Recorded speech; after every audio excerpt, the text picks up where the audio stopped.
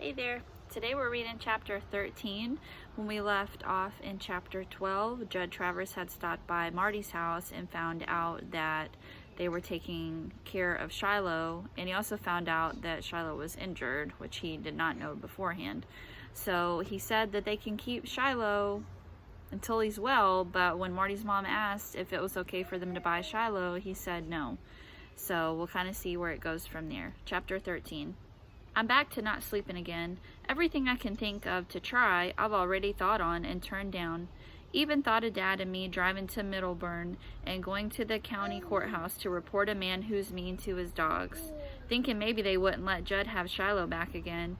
Dad says that's where we'd have to go, all right. But how am I going to prove it to Judd? Think about that, he says. I've been thinking about it. Do I really suppose they'd send an investigator all the way out from Middleburn to see about a man said to kick his dogs? And if they did, do I think Judd's going to tell the man yes, indeed he did kick them? Do I think the investigator's going to hide out in the bushes near Judd Travers' place for a week just to see for himself?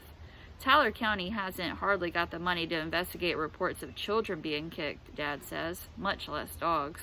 Even if I told the animal rights people that I found a dog with a bullet hole in its head up near Judd's house, don't prove that Judd was the one who killed it. I go out to talk to Dad about it some more while he's chopping wood, and he says, "Son, it's hard, I know, but sometimes you just gotta do what has to be done. It's Judd's dog, and there's no getting around it."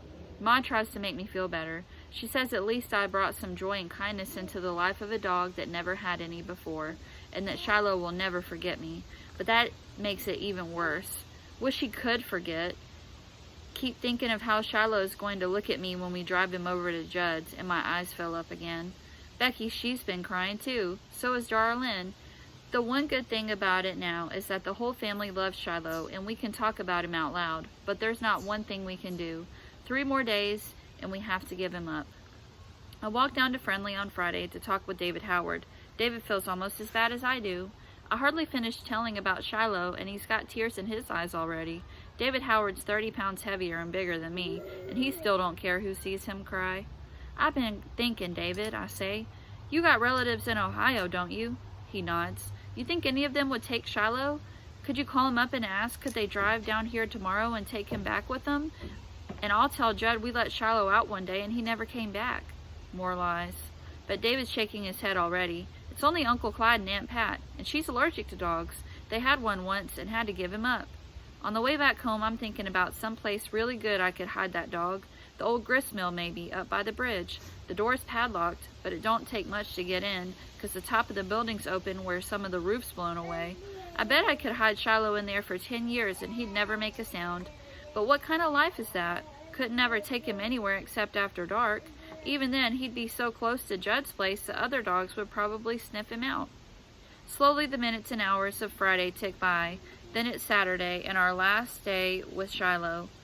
We give him every little treat we could think of. I wonder we don't make him sick. And after supper, we sit out on the back porch like we usually do. Becky and Darlene are rolling around in the grass, and Shiloh limps out there to join in on the fun. I show Becky how if you lay down on your stomach with your arms up over your face, Shiloh will work to turn you over. Both girls have to try it, and Shiloh does just like I said, trying his best to get those girls up on their feet. If Becky ever fell in the creek, I bet Shiloh would pull her out, Ma says. If I ever saw a snake, I'll bet Shiloh would kill it for me, says Darlene. I got a sadness inside me growing so big I feel I'm about to bust.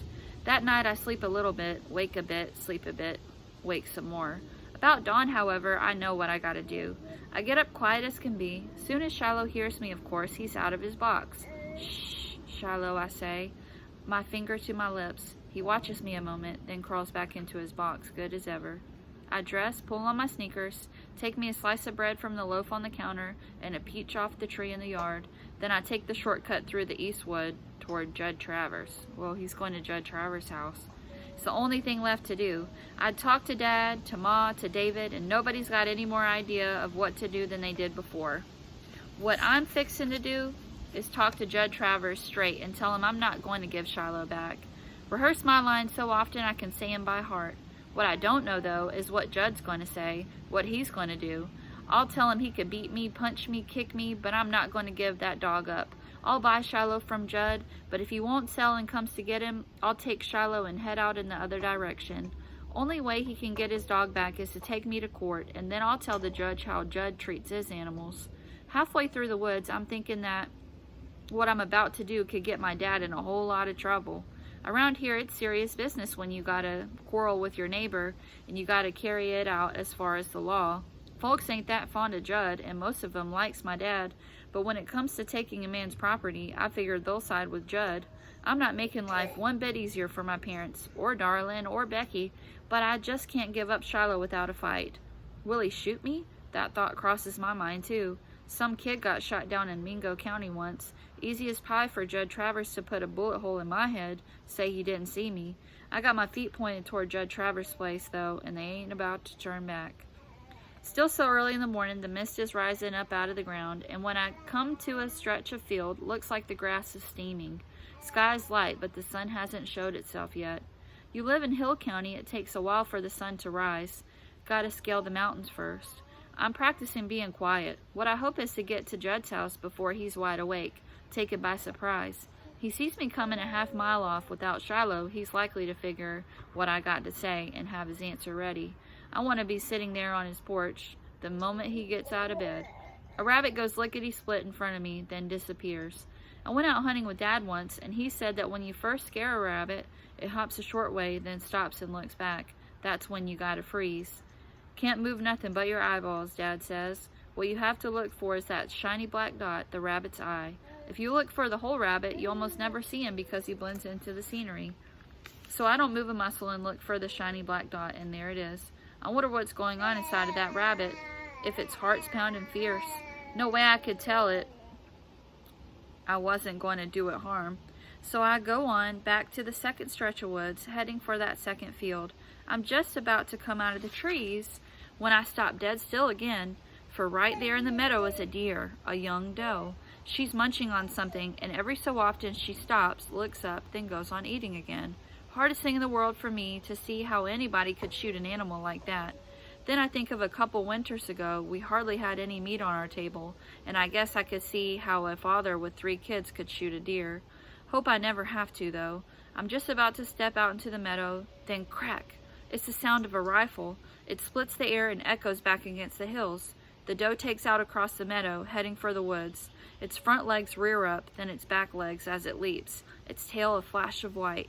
Crack! The rifle sounds again, and this time the deer goes down. I can't move. One part of me wants to go to the deer. The other part knows that somebody's out here with a rifle shooting deer out of season. And before I can decide whether to go on or turn back, out of the woods on the other side steps Judd Travers, rifle in hand. Wow. So that's the end of chapter 13. So that's a big cliffhanger right there. The author's really wanting us to kind of see what's happening next. So we'll read chapter 14 next.